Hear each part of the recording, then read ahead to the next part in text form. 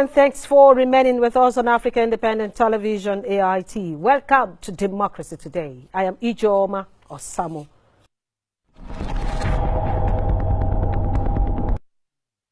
Yes, it's 89 days, or you can call it 12 weeks or 4 months, to February 16, a day scheduled for the 2019 presidential election in Nigeria.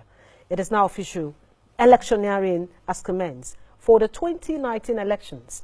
The dates for next round of general elections in Nigeria are drawing nearer, yet there are fears about the safety of lives and property before, during, and after the election. The deployment of immoderate, vulgar, and abusive language, as well as negligent tactics by the political gladiators to run down their opponents. Well, expectations are high that the campaigns will be issue-driven.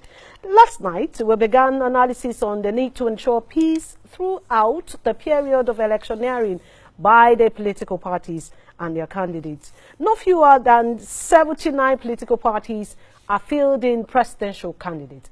But as of tonight, one party, the Zenith Labour Party candidate, has stepped down and may be more likely to step down before February 19. Many of them may likely step down. And this was the advice given to some of these political parties and their candidates by the national chairman of the Zenith Labour Party, Dan Wanyawu. Yes, before we go, let me just take a little bit into what is going on in the ruling All Progressives Congress. There has been secret battle between the national chairman of the APC and the legal advisor. The crisis rocking the APC has continued to deepen as the party's national legal advisor, Babatunde Ogala, alleges that the party's national chairman, Adams Oshomole, was usurping and deliberately encroaching on his office. The allegation is contained in an internal memo dated November 6, 2018, that leaked from the party national secretariat. The memo confirmed the crack within the National Working Committee expected to coordinate the party's apparatus for the campaign towards the 2019 election. Ogala drew instances of usurpation from the briefing by the law firm of Didi Dodo and Co. in the case of Ugwamba Uche Musu versus APC without recourse to his office. And according to him, an affidavit in a matter involving All Progressives Congress and the Independent National Electoral Commission had been disposed by one Ibrahim Kabiru Masari, who is the National Welfare Secretary, and purportedly to have been authorized by a claim Ogala said was not true.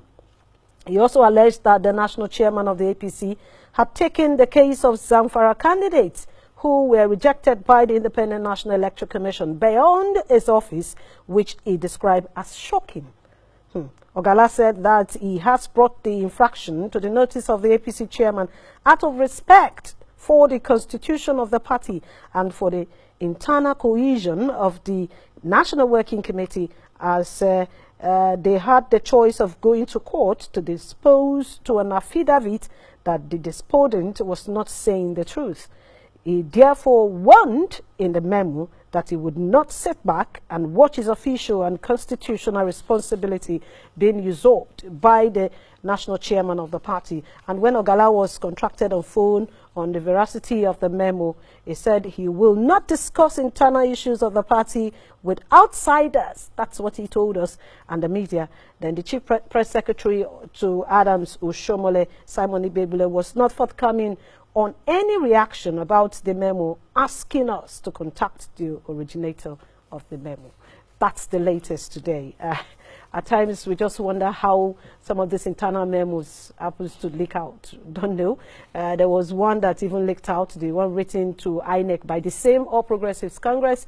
It also leaked out, and Nigerians saw it. And, well, it's one of those things. Internal party squabble makes the party stronger. So we're hoping that the ruling All Progressives Congress will definitely try the 4 elections to amend or to settle some of these internal squabbles. INEC Director of Publicity and Voter Education, Oluwole Osaze-Ozi, who was on this program on Saturday night, said today marks the start of full electioneering. And according to INEC's timetable and schedule of activities for the 2019 election, in line with Section 99, Subsection 1 of the Electoral Act 2010 as amended. The period of campaigning in public by every political party shall start on the and it will take 90 days before polling day and end 24 hours prior to that day. The Commission cautioned candidates and their parties to run campaigns devoid of rancor, hate, and inflammatory speeches. But are the candidates and their supporters ready to run issue-based campaigns? Are there signs that electioneering will be peaceful? These are some issues we shall concentrate on the program tonight as we continue. Now, to do that, I am being joined in the studio by, let me start with the spokesman of IPAC, that Intra-Party Council, I think so. Advisory Council. Intra-Party Advisory Council, IPAC. The spokesman of IPAC is Ikenga Imo Uguchinye, and he's also a lawyer. You're welcome. Thank you so much. You're also the chairman of Action People's Party. Welcome to Democracy Today. And I have also the spokesman of another young party. People call it the young party, but I see them as a party that goes beyond the young. They also have the older ones there. The Young Progressives Party is right here with me. I have Wale Martins. You're welcome to Democracy. Thanks for having me, Gemma. Yeah. And we also have the national chairman of the DPP, National Chairman Gasham Bensi. You're welcome to Democracy Today. Thank you, yes. Yes, let me start with you, Ikenga Imo, as a spokesman of IPAC. Today, electioneering starts. Different political parties are already aware that they have to go out there. Either they see themselves in the soapbox with their rhetorics, trying to canvass for votes, trying to win the hearts of voters. Are we expecting a peaceful process from all the political parties? Well, first of all, the start of campaign is a constitutional process. And the laws have taken care of issues that are going to arise because we're dealing with human beings. And this is a serious political season, and the stakes are too high. You will not completely see full compliance, even though that is what we're advocating for at the level of IPAC, to see full compliance with the provisions of the Electoral Act. But because the law knows that there's going to be violation, that is why from Section 92 to Section 101 of the Electoral Act, enabling provisions have been provided to take care of issues that will arise during the course of campaign, whether it's threat, whether it's incitement, whether it's violence, whether it's a denial of equal opportunities like access to the media and so on and so forth. The laws have taken care of the penalties that will occur when people violate this law. So it's not going to be 100%, but we're expecting that the political players will comply. But it's not just about the electioneering campaign. Electioneering campaign is just an part of the process that will lead us to a free and fair election. There's other component parts, like the EU will tell you on the benchmark, which has to do with the enabling legal framework, the issue of the unbiased nature of the electoral umpire, and then access and equal opportunity both for the person that wants to vote and the people that want to be voted for. These are what comes together to make you have a transparent and free and fair process. It's not just about the campaign, because even when you finish the campaign, if at the end of the day the final result that will come out is tainted, that destroys the entire process. And what most times instigates this desperation is when people feel that they are not going to be protected by the enabling laws, or there is no enabling laws, then they try to take it upon themselves to find a way from electioneering campaign down to the balloting itself. And that is why at the level of IPAC we have one great major concern, which is the Electoral Act that we're going to use for this election. And this is, tomorrow will make it 89 days to the election. And the Electoral Act is sitting right on the table of Mr. President as I speak to you now.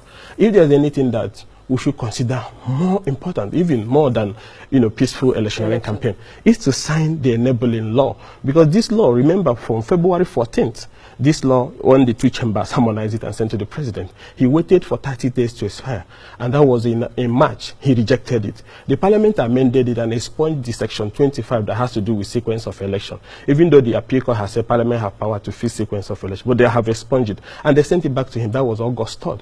And you see how the president waited again till September. He rejected it at the end of 30 days. Now, parliament have amended it again and sent back to him since November. So now, what's Mr. President doing? Are you going to wait till the midnight of 30 days by next month for you to reject it? By that time, it will be too late for them to go back to amend it. Because whatever you are looking at now, can't you look at it from now to Tuesday or Wednesday and make a decision? And we're already hearing that it will not be signed because there's an ECOWAS protocol. You know about the ECOWAS protocol?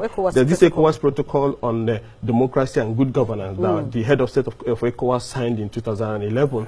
Article 2 of the protocol said that nations should not make substantial commence amendment of any substantial aspects of the electoral act 6 months to the election without the consent of the major political stakeholders. But in this case, the process started 1 year ago. So it's not something that we are starting, outside the provisions of the ECOWAS protocol, because we are hearing rumors that the next reason the president will use is that, the ECOWAS protocol forbids that. And I know the president will not do that, because after all, there's other ECOWAS protocol on the ECOWAS court and so on and so forth that have even given rulings on the cases of Dasuki and others. So if you can obey, so let's not bring in ECOWAS protocol into this. So what I'm trying to say in effect that if we don't have the enabling law for the election, this is 98 days to the presidential election. And this law we're talking about, is important Nigerians know that there are some beautiful things in this law that is very important.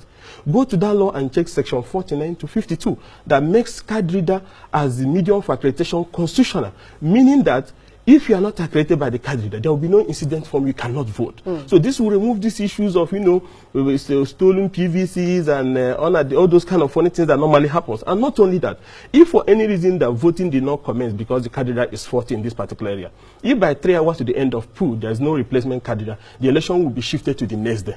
That means that card reader becomes constitutional. And in any case there is dispute as a result of the outcome of the election, you collect the back end a printout of the card reader as a satisfactory copy for your litigation. So what the electoral officers will transmit in the field and what they will give you physically must rhyme with what they have on the card reader provision. And also there's another brief provision that before you commence voting, that the INEC officer at the polling unit must record all the material that you have, including the serial numbers, and political parties will sign. Failure not to do so, that's when that's the election knowledge. There's a lot of beautiful things in that law that makes it something that should be of urgent national importance that will sign this law now that we're 89 days to election. Or we'll return back to 2015 where you use incident form. You remember the issue of incident form.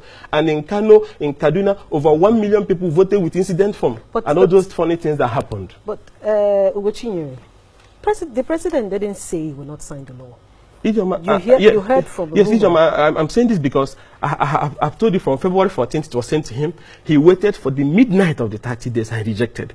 It was sent back to him after the correction he raised. He waited for midnight. You can see the funny way. We know about those. Yes. So now that is why the stakeholders are raising the concern that if 89 days to election, President Mohamed Buhari is sitting right in Asarok where they are paying him, and he has not considered this law of urgent importance. What happened after 30 days if that law is, if that act is not, if the bill is not assented to by the president, the National Assembly also has the power to veto the president. Now that we have even started an electionary campaign, you can even see most of Parliament doesn't even form quorum. So you don't blame the president. No, what I'm saying is that for a man who is promising that the biggest legacy is going to give us is free and fair election, and 89 days to election, the critical component of that, your promise, which is the enabling law for the election, you are sitting right there where they are paying. You have not even considered urgent of national importance. We'll still come back. Maybe he needs an executive order to make it happen immediately. Now, Mr. Gershon, let's look at electioneering. He is talking about the law, the bill before the president. If that is not passed, is that the reason why we will not have peaceful electioneering? Well, it's not the only reason. Definitely no, you're even saying not the only, yes, but one of the reasons. Yes, one of the reasons, because the reason is simple. Here in AIT, you complied with the existing laws before you are even registered, before you are given a certificate to operate as a television house. And since there was need to amend the existing law, and all the major political parties took part in its amendment, they were all in the National Assembly. And first rejection, second rejection, there must be a foundation for whatever thing you want to do. So not signing it is not too good for what we're doing. And if you don't want to sign it, you reject it early enough and state another reason so that this further amendment can equally be taken. Now, which other reason do you think the president can state? Because I remember that they expunged a lot of sections from that. It's difficult. The ones he rejected, he said the reasons. That is why we're asking if there is any further new reason, let us state it now. There is still enough time to go into it. Now, okay, if you reject assent in a good time, fine. But if it is not timely, like we're looking at 90 days, today is 18, campaign has officially started, so it's less than 90 days to the election. And then, if now you take the next 30 days before you withdraw your assent, and then you now begin to gather every members of National Assembly to come back and begin the process to veto the Mr. President's assent, you can say that. I wonder if would that not be distracting? That house some of them are candidates. Yes, they are candidates, and they may not even have form a quorum because everybody is interested. So if you don't have enabling environment to do whatever you want to do, it's difficult. So the electoral law is critical to whatever we're doing. Peaceful election. Because even the campaign you are talking about is equally captured in the electoral law. And so the polling process is captured there. Even election spending is equally captured there. Political parties accounting reporting is equally captured there.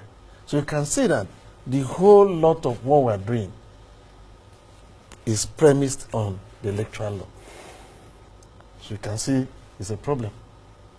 If that law was still in the books in the National Assembly, fine, you say, oh, they've not concluded. But this one, the two chambers have been able to harmonize their positions and transmitted it back again. I'm sure this is about the third time they are doing the same thing. So what's supposed to be our problem? Yes, Mr. Wale. Yeah. Is that a reason why we will not have peaceful electioneering? I think it's a foundational reason. Wow. Very, very fundamental. You can't build something on nothing. And I want to say that it wasn't as if the 2015 election was all perfect. And that necessitated the need for there to be an amendment to the current electoral law. And in any case, there's no nation around the world that is static. You continue to evolve and seek better ways of doing things. And that is what has led to the reason why this has been done. And personally, it's not too good enough that the president has not come out openly to actually give reasons why he has not assented to that bill. And if there are reasons, let him come out openly or let him reject it so that the National Assembly will do the needful. But it's very, very important that we get this right. As I've said, it's fundamental, it's foundational for a credible election in 2019. Then what about if the president comes out tomorrow to say, sorry, I cannot sign this bill into law for reasons A, B, C? What happens to the process? We still go back to what happened in 2015? No. I think the National Assembly has got the powers, the overriding powers. It doesn't matter, whatever the president, whatever, in any case, that is just a kind of opportunity for the president to be able to write his name in gold. And if he refuses to do it, the National Assembly will go ahead and take the glory. They will override his veto. National Assembly that cannot even form a quorum? On this case, they will form a quorum. Really? They know, yes. You know them that much? I'm not here. I'm not holding forth for them. But I know my brothers here will agree with me that it's very, very important that this is at the heart of national discourse. Is the pivot of the success of the 2019 election. And they understand that. And most of them, in any case, might not return. And this is another opportunity. Might not. They are some of them are candidates. Okay, Yeah, except for those who already know that you're a candidate. You're a candidate does not mean you will win an election. But they are always optimistic that they will win election. No, for every candidate, that has always been the notion that you will win an election. There's nothing wrong with being optimistic. Optimism is a very good instrument for success. you know. But at the same time, I want to say that for as many that will return and those that will not return, is an opportunity for them to collectively write their name in gold. So the law, if they don't sign it, is sacrosanct. It must be signed. It's important. It addresses a lot of things, a lot of flaws that we witnessed in 2015 general election. You know, it wasn't a whole perfect election, as I said earlier on. The issue of the incidence form that came to the fore during the 2015 election, you can imagine where states like Kano, Rivers were churning out figures. Most of them were based on the issue of incidence form being used. If you are trying to analyze rigging, there is no rigging that is more than that. You understand, when you begin to get more than 100% voters turnout, how does it happen? It doesn't happen anywhere in the world except in Nigeria. So if this present electoral act is addressing that, I think it is very, very important that beyond every other things, that the president assent to that bill with immediate effect. Now, there's something in that bill. If the president says, I am not going to append my signature on this bill, there's something I want to bring to all of you, and I need you to give me, especially you, you're a lawyer, and I know that you're also a lawyer. No, okay, you're not. You're a lawyer. So I like to ask this question. In 2015, INEC conducted well over 91 by-elections. So most of them came from court judgments after post-election crisis and all that. And now we are, even before the elections, people are already in court. You see that the party primary issue has been hitting up the polity. Now let's look at what happens if this bill is not passed into law by the president, is not signed into law by the president, and what happened to card reader, because there's a Supreme Court judgment on that card reader issue.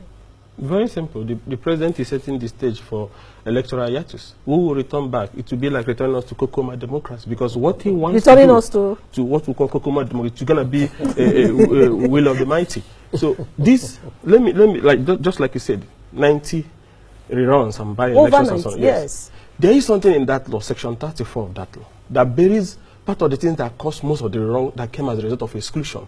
Section 34 of the amended electoral act that the president have not yet signed is saying that before we go to printing of ballot papers, INEC is going to call political parties to inspect their ballots on their logo on the ballot. Yes. If you have any objection, maybe the way they turned the head or something, you didn't like it, or the way they wrote the name, you raise objection within 7 days.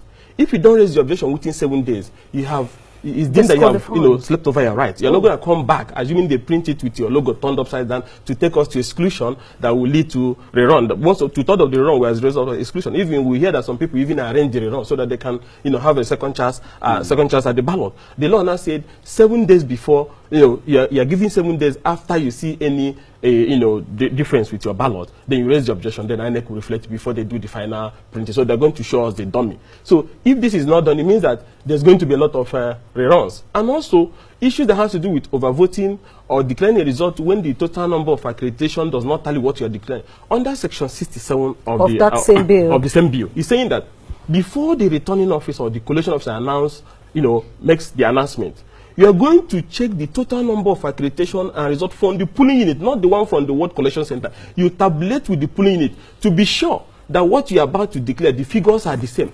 And if for any reason you go ahead to make a declaration, the excuse of typographical error will not arise here. That if you make it, that upon conviction is 7 years imprisonment with option of no fine. So if you go and give a returning officer money, and he knows that once he makes the calculation and one will be missing, that he's going to go for 7 years. Most returning officers are not going to do the issue of changing of results. They will not collect the money. They will not do that. Then, where these political mafias will wait for people, collecting result to return to the next collection level, they shoot, they collect the materials. This will not arise, because before we start proceeding from the polling unit, the INEC officer at the polling unit, after the voting must have, we concluded, both the total number of accreditation and the result.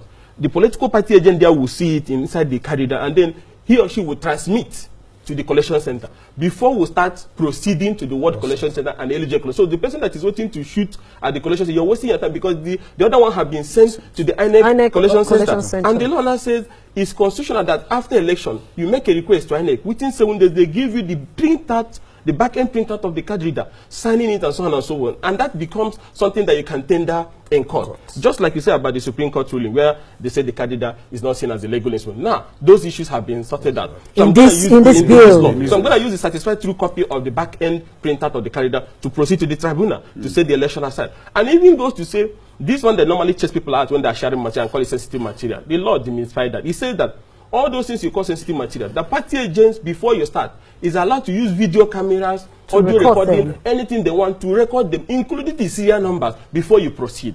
And the law goes on to say again that even the person who is in charge of that polling unit, there's a sheet that you're going to use to record the serial numbers, the total number of material you have, counted before the agent, sign it and give us copies. And failure not to do that renders the election null and void.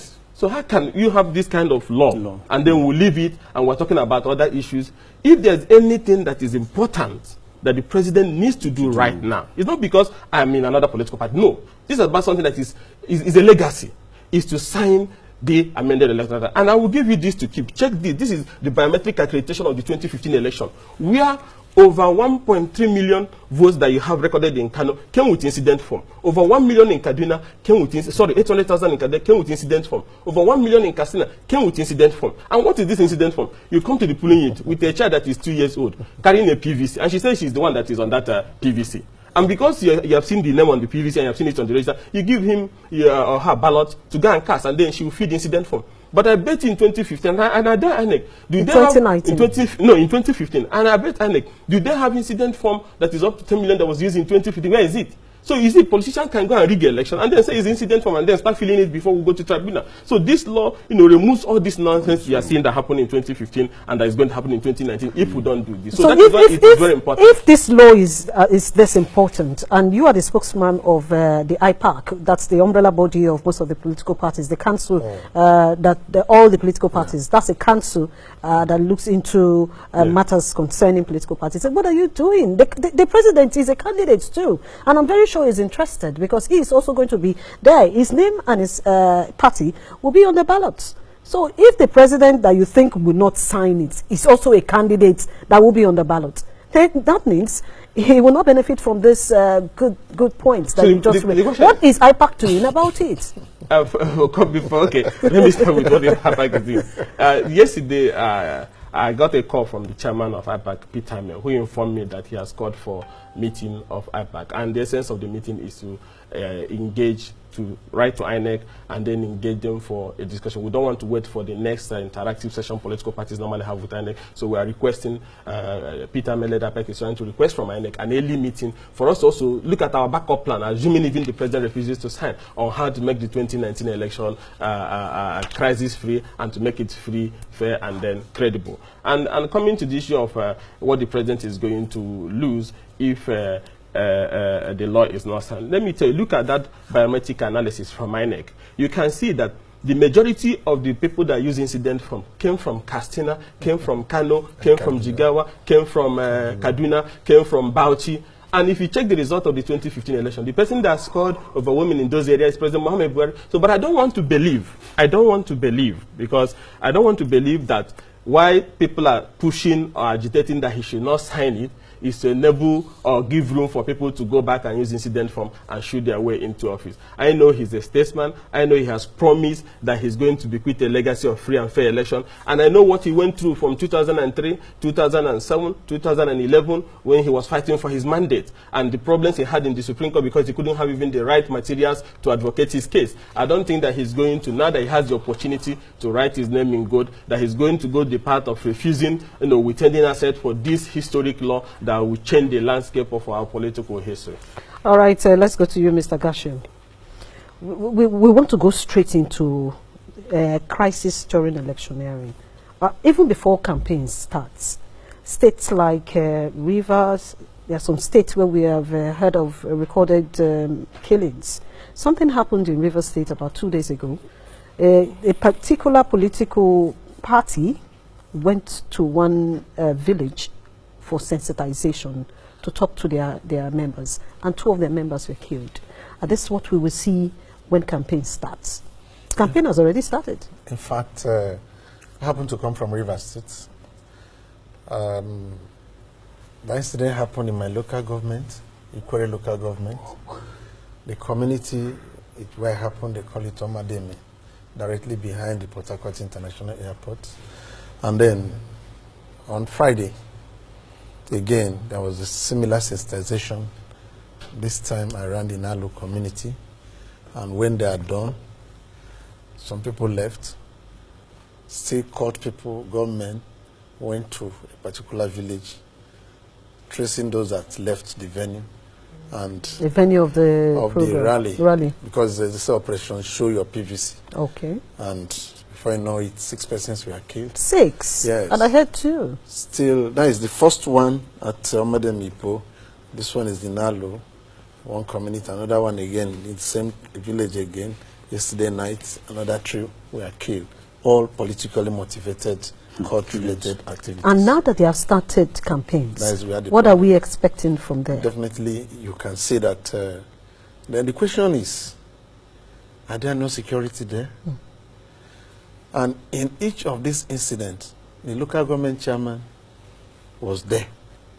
And constitutionally, he has security. And the one that happened at Tipo, the policemen were equally there. The security were all there. And they were attacked in open rally.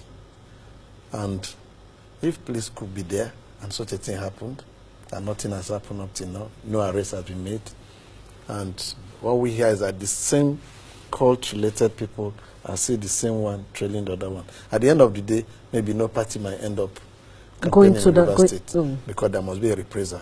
But as a national chairman of a political party, are you not concerned? River State is your state, and you have candidates there. I said I am much more concerned because I'm talking about my local government now. I'm much more concerned. We've been able to approach all the security agencies, and you can't take laws into your hand. And the funny thing about it is that the police public relations officer in Port Harcourt started even defending the action even before doing any investigation. Wow. Very funny. Then how do you not trust security personnel? That is where the problem. And you know, River State is a theater when it comes to our current democracy. The last election, 2015, we had the highest number of rerun and violent incidents that even affected everybody, including INEC officers. Even when they were caught on camera, and yet they were still let go. Some of those politicians who even involved in such situations were all promoted. Now, what are the political parties doing, talking to their supporters? Because if they continue like this, River State is just one out of some states that is almost boiling. Somebody spoke with me today saying that some of these crises during campaigns, it's like they do it, so when election comes, INEC will say security in this area is not safe, then they push the election forward. Well, you don't need to blame INEC. Okay, now, election is around the corner, full campaign has been declared officially, and you have this incident of killings and crisis here and there. And then for me, I'll be apprehensive if I'm working INEC to be sent to such an area. You must definitely double guarantee me of security before you think I want to go there. Look at the situation of killing of coppers in Bauchi the other time. And then who is happy about that?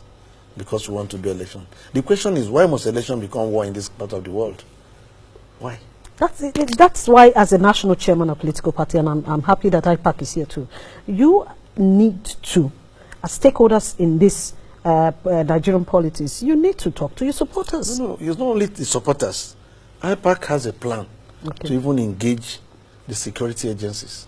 It's not just enough for INEC to tell us they're holding stakeholders meeting with security agencies. The political parties now should be in a position to hold serious meetings or engage the security agencies, be it army, civil defense, or police. Because, one, we are campaigning based on our manifestos. We are asking Nigerians to vote us for what we are and what we are presenting to them. And the situation where some people feel they have money, they can pay court group, and by the time they come to where your safety is not guaranteed, people will run away. And only very few who they might decide to provide their own alternative security might stand in there and say they voted and result to be turned in. So at the end of the day, some political parties will be afraid to even go to that your local government or your village. It's not only my local government, across the country. Yes, that's what I'm saying. Before this time, I said we were here, I was in this studio. I was telling Nigerians, we're talking about election, yes. What of security? Now, if I work in INEC or whatever, will I go to Benue to say I'm going to do anything? I won't go. So I can't go to part of Zamfara. I won't go. And then the other time they said makeshift. There's people decide to vote inside the IDP camps in Maiduguri and all that. You gather people from different locations and all that. What kind of result do you think you want to get out of that place? So even going to do election in the northeast is even another problem of its own. So which part of the country is even that safe? Safe, that is it. Mr. Wale? Yes. We have had inflammatory statements from political actors, gladiators, people who are high up in position, and that statement may not be good for a country like Nigeria, where you have diverse culture, diverse religion, and there are very volatile areas and states in Nigeria. So how do we control, how do you as a political party official control things that comes out from your candidates and their supporters during campaigns? Well, I want to use the Young Progressives Party model. Personally, is a written constitution that campaigns should be issue-based. And then when we mean issue-based, we mean you should tackle issues, leave things that are irrelevant. We articulate to Nigerians what we've got to offer. And I mean, there's an epitome of personality that represents that. Is our presidential candidate who has been going, the length and breadth of this country to campaign on issues. No, he has started campaign even before today. No, no. That's illegal. Town hall meetings, holding town hall meetings. That's illegal. No. Town hall meetings, and then putting the issues to the fore. But that said, I feel Nigerians have got a role to play. And outside the political actors, trying to embrace issue-based campaign, there's a need for electorate also to reciprocate the same gesture. And when I'm saying there should be a positive reaction, where you see people begin to vote in the direction of people proffering solutions to situations. When you begin to rely on sentiment to vote for candidates, where Nigeria is today is where it has brought us to. And I want to tell you that nothing will change. This is how it will continue, except we, sit back, have a rethink, and see that the issue of development is not about where a particular leader comes from. It's about what that leader has got to offer. It's